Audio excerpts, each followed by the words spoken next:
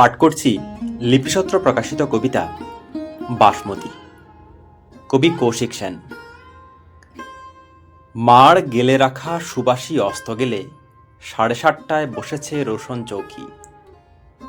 পাড় ধুয়ে রাখা অবসাদ মাখে ছেলে, এই মরশুমে অপলক উপঢৌকন।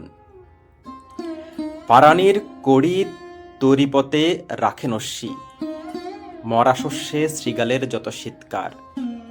কালো বেড়ালেরা পথ কাটা যত ভস্ম, ছিঁড়ে নিয়ে গেছে বেসরম জলদস্যু। কুটোটুকু কাটে কচি পাতা গোঁজাকলকে, ফেনা জমে ওঠে 12 ভাতারের অন্নে। চুল্লির পরে অমৃত পড়ে ছলকে, পীতবাস ভেজে পরাধীনতার স্তন্যে। সুবাসিতা বলি লিখে রাখে পদকর্তা, এই মরশুমে কত সুখ থাকে দরকার।